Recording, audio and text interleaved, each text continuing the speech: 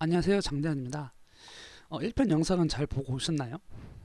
제가 그런 영상은 처음 찍어봤는데 약간 사이버 강의하시는 교수님의 노고를 간접으로 체험할 수 있었습니다.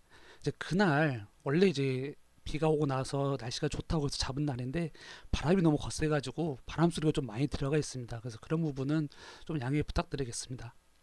1편에서 말씀드린 것처럼 우리가 지금 동아리에서 하는 공부가 굉장히 의미가 있고 또 이제 도움이 되는 공부이기 때문에 여러분들이 이제 자긍심을 가지시고 열심히 활동하시길 부탁드리겠습니다. 그러면 오늘부터 이제 본격적인 분석법에 대한 얘기를 하도록 하겠습니다.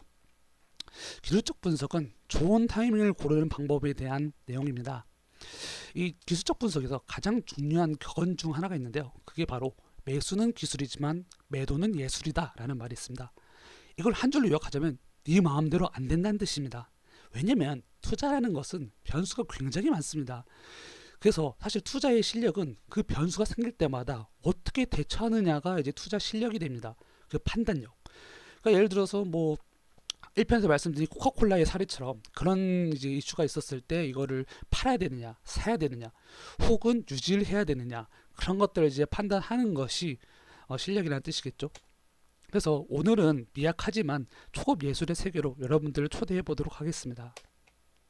일단 기술적 분석에는 이제 전제가 필요한데요. 첫 번째로 가격은 수요와 공급에 의해서 결정된다. 그리고 특별한 변수가 없는 한 과거의 추세는 지속된다. 이런 전제가 필요하고요. 장점은 매매 시점을 정하는 데 도움을 준다고 볼 수 있습니다. 기본적 분석을 해봤을 때 이게 되게 좋은 주식이야. 좋은 주식인데? 그래서 지금 가격이 싼 거야, 비싼 거야? 사야 돼, 말아야 돼? 를 이제 분석을 할 때 기술적 분석이 좀 더 도움을 준다는 거죠. 그리고 이 두 번째가 굉장히 중요한데 우리가 투자를 하는 것은 결국 인간입니다. 그렇기 때문에 인간의 심리가 당연히 투자에 반영이 될 수밖에 없어요. 근데 이제 기본적 분석에서는 이제 밸류에이션으로 가격이 딱딱 나오기 때문에 인간의 심리에 대한 분석이 안 돼 있거든요. 인간의 심리에 대한 분석을 하는 방법이 이 기술적 분석이다 이렇게 보시면 되겠습니다. 하지만 단점은 과거의 패턴이 꼭 미래에서도 또 반복이 된다라는 보장이 없어요. 그리고 기업의 투자 가치에 대한 분석이 결여되어 있다 이렇게 볼 수 있겠습니다. 여기서 보시면 이제 전제는 문제가 뭐냐면 변수가 생기면 바로 수틀린다는 게 이제 문제고요. 그다음에 장점은 장점에서 이제 이 장점이 있는 이유가 뭐냐면 제가 그 RFS 이제 선배님 중에 이런 말씀하신 분이 있어요. 그 어떤 우리 경제학과 이제 형께서 물어봤어요. 이제 밸류에이션 해가지고 이게 주가가 올라가야 될 주식인데 왜 안 올라가는 이런 현상이 생길까요? 왜냐하면 밸류에이션을 봤을 때 충분히 이게 저평가돼 있는데 왜 안 오를까요? 이제 말씀하셨는데 이제 선배님이 말씀하시길 주가는 이론의 영역이 아니라 설득의 영역이다. 예를 들어서 여의도에 10명의 펀드 매니저가 있을 때 그 10명 중 6명이 오른다고 생각하고 그 주식을 매수하면 오르는 거고 6명이 매도라면 그 주식의 주가는 내려간다. 그러니까 매수파와 매도파가 서로 설득을 하면서 매수파가 이기면 가격이 올라가는 거고 매도파가 이기면 가격이 내려가는 것이 주식이다라고 말씀을 하셨는데 저는 이제 그 당시 신입생이었는데 굉장히 인상 깊었습니다. 그 말씀이 맞는 것 같고요. 다음 단점은 이제 단점에 대한 얘기를 해보자면은 이게 기술적 분석이 이렇게 투자 타이밍에 대해서 공부를 하지만 이게 기본적 분석이 되지 않는 선에서 기술적 분석만으로 분석을 하면은 이건 바로 투기가 되는 겁니다. 그래서 기본적 분석을 이제 기본적으로 하고 이제 기술적 분석을 같이 함으로써 둘을 같이 이렇게 활용을 해야 제대로 된 투자법이다 이렇게 할 수 있겠습니다. 사실 우리가 이제 주식을 살 때 우리는 이제 자본이 적으니까 몇만 원, 몇천 원만 왔다 갔다 합니다. 뭐 많아봐야 몇십만 원, 몇백만 원 하겠죠. 그것 때문에 우리는 그냥 가격이 올랐다 내렸다 생각하지만은 사실 기업이나 이런 금융업종에 있어서는 몇백억, 몇천억이 왔다 갔다 하기 때문에 이거는 자본 대 자본으로서의 전쟁입니다. 그래서 주식은 매수 세력과 매도 세력의 대결로 볼 수 있는데요. 매수 세력은 최대한 주식을 싸게 살려고 할 것이고 매도 세력은 최대한 비싸게 팔려고 할 것입니다. 매수 세력이 사고 싶은 가격을 이제 매수 호가라고 하고요. 매도 세력이 사고 싶은 가격을 매도 호가라고 합니다. 주가는 이 매수 호가와 매도 호가 그 중간 어디쯤에서 타협이 이루어지면서 주가가 계속 형성이 되는 것입니다. 그래서 여러분들이 그 주식을 이제 분석을 할 때 단순히 가격이 왔다 갔다라고 생각하지 마시고 매수 세력과 매도 세력 간의 전쟁이라고 이제 생각을 하셔야 됩니다. 그래서 실제로 일본에서는 이 주식의 분석법을 전법이라는 표현을 씁니다. 전법이 이제 군대들끼리 싸울 때 전법이라는 표현을 쓰잖아요. 그것처럼 이제 자본과 자본가의 전쟁이기 때문에 전법이다 이렇게 설명을 합니다. 그래서 기본적으로 이제 주식을 보는 법을 말씀드리면 파란색 봉은 내려갔다는 뜻이고요. 양봉, 그러니까 빨간색 봉은 올라갔다는 뜻입니다. 그러니까 이 두 개가 있으면은 음봉은 300으로 시작해서 200으로 내려갔다는 뜻이고요. 양봉은 200으로 시작해서 300으로 올랐다는 뜻입니다. 네, 그래서 시작하는 가격을 시가, 끝나는 가격을 종가 이렇게 얘기를 하는데요. 그 주식 차트를 보시면은 다 이렇게 뭉퉁뭉퉁하게 있지만 않습니다. 이 꼬리가 달려 있거든요. 근데 꼬리의 끝 부분이 이제 고가, 낮은 부분이 저가입니다. 그러니까는 이 주식 같은 경우에는 이 사이 가격에서 왔다 갔다 했다가 이 여기서 시작해서 왔다 갔다 했다가 끝날 때는 여기 왔다라는 뜻이 되겠고요. 말씀드린 것처럼 이제 이 짝대기를 꼬리 그리고 이 뭉퉁한 이 부분을 몸통 이렇게 표현을 합니다. 그러면은 우리가 봉을 분석할 때 꼬리가 긴 게 좋은가요? 짧을 게 좋을까요? 이걸 비교를 하자면 약간 이런 느낌입니다. 이 꼬리가 없는 것은 결국 엎치락 뒤치락 했어도 승자가 분명합니다. 그러니까 이거 같은 경우에는 이제 매수 세력이 쭉 밀고 갔죠. 파란색의 음봉이면은 매도 세력이 쭉 내려간 겁니다. 그래서 예를 들어 뭐 짜장면 짬뽕으로 싸울 때 짜장면이든 짬뽕이든 결론이 난 거예요. 어쨌든 꼬리가 짧다는 것은 그것 때문에 비교적 좀 안정적인 느낌이라면 꼬리가 긴 것은 이건 뭐지? 이 가격에 이제 팔고 싶었던 매도 세력과 이 가격에 사고 싶었던 매수 세력이 타협이 안 돼서 그 중간 지점에서 전쟁이 끝난 겁니다. 그러니까는 내일 또 붙자 이렇게 돼버리기 때문에 꼬리가 긴 이런 봉 같은 경우에는 이제 움직임이 불안정이고 좀 더 이렇게 변동성이 있다 이렇게 볼 수 있겠습니다. 근데 불안정하다 무조건 안 좋은 게 아니라 이제 좀 리스크가 있더라도 큰 수익을 내고 싶다라고 한다면 이런 이제 꼬리가 긴 종목들에 투자해보는 것이 좋을 것입니다. 그래서 이제 여러 가지 이제 그 봉 모양에 따라서 이름이 있는데 대표적인 거 두 가지만 설명드리자면은 비석형, 잠자리형이 있습니다. 비석형은 이렇게 올라가려고 하다가 결국은 내려간 거예요. 그러니까 후반부에 밀린 거거든요. 그래서 이거는 후반부에 밀렸기 때문에 잠깐 멈췄다가 내일 또 전쟁이 시작돼도 이 기세를 몰아서 내려갈 가능성이 높습니다. 마우스 나와라 이렇게 내려놓습니다. 그래서 전형적인 이제 하락 시그널이고요. 이 부분은 제가 좀 이따 사례 분석이 또 나올 겁니다. 그래서 한번 기억을 꼭 해주시고요. 그 약간 그 비공식적인 그 용어 중에는 이제 상투를 달아났다고 해서 상투를 잡았다라는 표현으로 씁니다. 잠자리형은 그 반대겠죠. 이렇게 엎쳐뒤쳐를 하다가 결국 후반 힘으로 올라간 거기 때문에 잠깐 쉬었다가 또 내일 전쟁이 시작되면 또 올라갈 가능성이 굉장히 높다 이렇게 볼 수 있겠습니다. 그 다음에 집게 천장형, 집게 바닥형이라고 이제 말씀을 드리는데 이거는 이제 사실 이 모양이 중요한 게 아니고요. 이 부분을 뚫지 못했다가 되게 중요한 거예요. 그러니까는 이 부분을 뚫지 못했다는 거는 이 가격대에 가지고 있는 주주가 이 주식을 이 가격대 되면 파는 겁니다. 그러니까는 예를 들어서 내가 만약에 삼성전자를 샀어요. 근데 이게 예를 들어서 뭐 8만 원이다라고 해봐요. 근데 8만 원이면 이 정도면 많이 올랐지 하면 사람들이 파는 거예요. 그러니까는 더 안 올라가는 거죠. 그런 식으로 이 가격대가 되면은 사람들이 매도세가 강해지기 때문에 이 봉우리가 이제 이 주식이 이 주가를 못 넘는 겁니다. 그래서 이거를 이제 저항선이라고 하고 반대로 이 정도 내려갔으면 되게 싼 거 아니야? 하면서 사람들이 사요.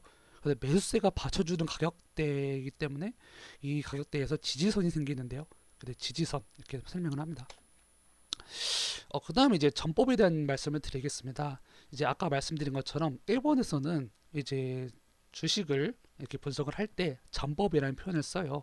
그래서 매수세와 이제 매도세의 전쟁 간에서 이제 여러 가지 용어를 쓰는데 저는 이제 어쨌든 주식은 돈 벌려고 하는 거 아니겠습니까? 돈 벌려 하는 거기 때문에 매수 세력 입장에서 좀 설명을 많이 드릴게요. 첫 번째는 이제 적산병, 흑산병이 있습니다. 그러니까 적산병은 양봉이 세 번 나왔고 흑산병은 음봉이 세 번 나온 거예요. 근데 이게 왜 청산병이 아니고 흑산병이냐라고 하냐면은 옛날에는 내려가는 걸 검은색으로 표시를 했대요. 그래서 흑산병이니까 별 의미 없고요. 이 논리는 간단합니다. 세 번이나 올랐으면은 다음에도 또 오르지 않겠어? 약간 그런 거죠. 그래서 이 적산병을 활용한 이제 투자자들은 연속 상승 종목을 이제 집중으로 매수하는 연속 상승 종목 집중 매수법을 씁니다.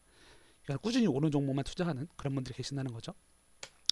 그럼 이제 그 다음은 이제 갭에 대한 얘기를 할 건데요. 이제 외국 표현으로는 갭이라고 하고, 그다음에 이제 동양식 표현으로는 공 이런 표현을 씁니다. 근데 사실상 공보다는 갭을 많이 써요. 갭 자체는 굉장히 좋은 시그널입니다. 왜냐면은 그 종가에서 원래 가격 그 거래를 이제 이어서 시작을 해야 되잖아요. 근데 시장이 열리기도 전에 이미 사람들이 살려고 안달이 난 거예요. 그래서 높은 가격을 시작을 한 거기 때문에 굉장히 높은 상승세를 보여주는 그런 모습이라고 볼 수가 있겠습니다. 근데 이제 갭도 종류가 여러 가지가 있는데요. 이제 하나하나 간단히 설명을 드리자면, 먼저 처음에 돌파갭입니다. 돌파갭은 이게 전 고점, 그러니까 저번에 올라가려 했다가 못 올라갔던 이 저항선을 뚫은 것만으로도 대단한데 갭을 이제 발생을 하면서 뚫었다. 돌파갭, 굉장히 강한 상승력을 보여주는 그런 갭이라 볼 수 있겠고요. 그래서 이 주가가 꾸준히 올라가고 있는데 거기서 아니야, 더 빨리 올라가야 돼, 더 빨리 더 빨리 더 빨리 하면서 더 빨리 오르는 갭이 급진갭입니다. 이것도 굉장히 빠른 상승세, 강한 상승세를 표현하는 그런 갭이라고 볼 수 있겠고요. 그 다음에 생기는 이제 큰 갭을 소멸갭이라고 보통 얘기를 하는데요. 이게 무슨 논리냐면요, 그 사람들이 어떻게 그 똑같은 전법에 세 번 당하겠습니까? 그래서 한두 번 정도 당하지 않겠습니까? 그래서 첫 번째, 두 번째 갭에는 투자하고, 세 번째는 너무 과하다, 그 정도면은 역풍을 맞는다, 그러니까는 들어가지 마라라고 하는 게 바로 사케다전법의 30의 논리라고 합니다. 그래서 이 갭상승을 잘 활용하시는 분은 갭상승이나 이제 갭하락 종목에 집중 매수하는 갭상승 갭하락 종목 집중 매수법을 사용하시는 투자자분들이 계십니다. 그 다음에 이제 보여드릴 게 삼산. 그래서 외국식 표현으로는 헤드 앤 숄더라고 하는데요. 이것도 역시 이제 한자식 표현보다는 영어 표현을 많이 씁니다. 그러니까 이제 전전으로 치면은 세 번을 이제 싸웠는데 결국에는 이제 세 번 아무리 싸서 이게 싸워서 저도 이 가격대는 안 뚫렸단 말이에요. 이 가격이 지지선이었는데 이 지지선이 뚫려버린 거예요. 그래서 굉장히 하락세다라고 보이겠다. 왜냐면은 이게 세 번이나 만 밀렸는데 드디어 밀린 거니까는 이건 매도세가 되게 강하다 이렇게 보이는 거고요. 반대로 역 헤드앤숄더 같은 경우에는 이 저항선을 계속 못 뚫었는데 여러 번의 도전 끝에 결국에 저항선을 뚫은 게 되게 의미가 있기 때문에 이게 굉장히 강한 상승 시그널이다 이렇게 표현합니다. 근데 이게 보통 뭐 3천, 그러니까 역 헤드앤숄더라고 이제 표현했지만 이게 세 번인 게 중요한 게 아니고요. 네 번이든 다섯 번이든 여섯 번이든 계속 이제 도전을 하다가 결국 뚫어냈을 때가 중요하다 이렇게 보시면 되겠습니다.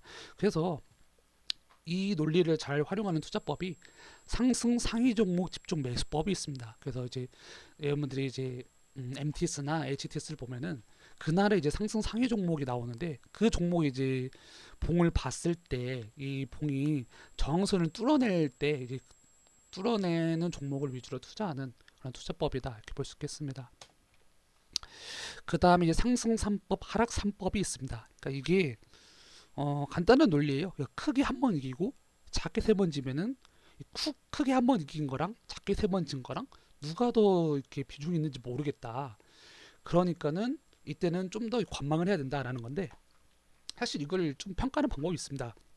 뒤에서 다시 설명을 드리겠지만 이 거래량을 보면 돼요. 그래서 상승했을 때 거래량과 하락했을 때 거래량을 합쳐서 어떤 쪽의 거래량이 더 크냐에 따라서 더 비중이 있다 이렇게 볼 수 있겠습니다.